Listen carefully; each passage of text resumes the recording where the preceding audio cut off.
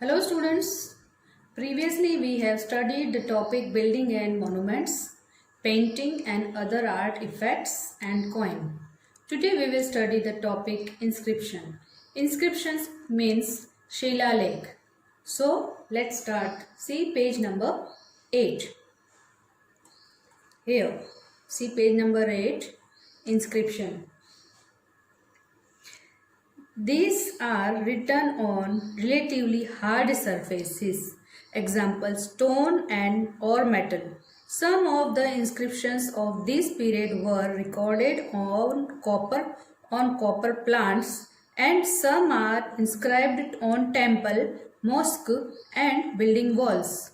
They generally conveyed king order, their deeds, their preachings, etc. Kings often kept record of victories in the battle as inscriptions. Inscriptions means जैसे शिलालेख मैंने बताया आपको. देखो ये एक पिक्चर है, यहाँ पे आपको बहुत सारे ये वॉल्स और लग रहे हैं, मंदिर के हैं या फिर मॉस्क के हैं, जैसे भी है मॉस्क के, ये वैसे है, ये वॉल्स है. लेकिन ये जो परफेक्ट पिक्चर है वो कुतुब मीनार का पिक्चर है. इसमें देखिए आप, जैसे इसमें इंस्क्रिप्शन, ये जो वर्क किया हुआ है, इसकी जो कार्विंग की हुई है, इसको इंस्क्रिप्शन बोलते हैं.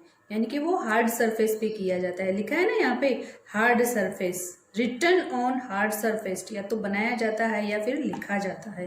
ठीक है, मीन्स इस पैराग्राफ में क्या लिखा है, शिलालेख कठिन सतहों पर लिखे जाते हैं, है ना, टाइट पत्थर जैसे, पत्थर धातु जैसे कि उस पे लिखा जाता है. इस पीरियड के कुछ शिलालेख तांबे के पौधे पर दर्ज किए जाते हैं, पेड़ यानी तांबे का पेड़. कुछ मंदिर, मस्जिद और भवनों की दीवारों पर अंकित हैं. वे आमतौर पर राजाओं के आदेश और उनके कामों, उनके उपदेशों आदि का व्यक्त करते हैं. राजा अक्सर शिलालेख के रूप में युद्ध में जीत के रिकॉर्ड रखते थे. मतलब पहले वो लोग रिकॉर्ड वगैरह भी अगर रखना हो तो पत्थरों पे लिखकर रिकॉर्ड रखते थे. ठीक है. नेक्स्ट है music. Various schools of music develop during this period. They help us in giving valuable information regarding social and religious customs, food habits, clothing and means of entertainment of the medieval period. मतलब music भी एक बहुत बड़ा important role था उस period में भी, है ना. उस पीरियड के दौरान संगीत के विभिन्न स्कूलों का विकास हुआ था.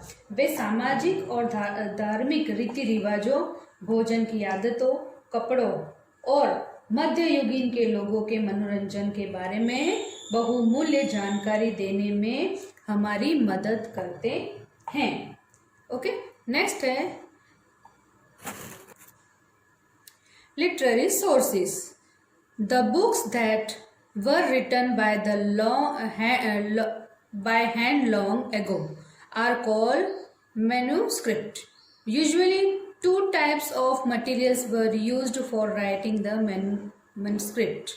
These materials were palm leaf and specially prepared bark of the tree known as birch that grow in the Himalayas.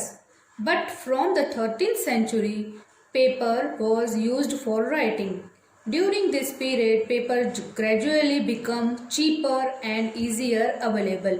So the number of variety if textual record increased dramatically during this period.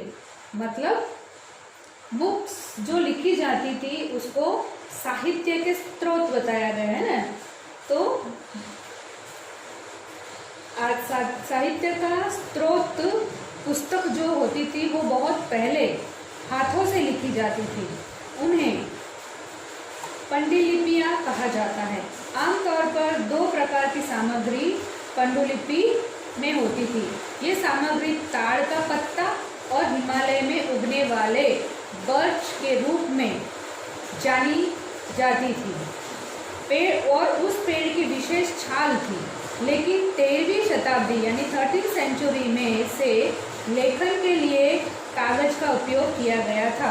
इस अवधि के दौरान कागज धीरे धीरे सस्ता होता गया और आसानी से उपलब्ध भी हुआ.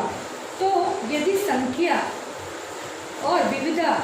विविधता आदि पाठ के रिकॉर्ड में नाटकीय रूप से वृद्धि हुई, तो वे लिखने के लिए उपयोग में किए गए।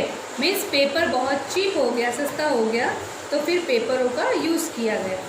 Okay children, so these were the 3 topics today we have read and learned. I think you have understood the inscription, music, literacy of sources. In the next video, we will meet in the next on the next topic, religious literature, secular literature, etc. Okay, so you have to read this chapter till literacy sources. Okay, till then, bye bye, see you soon.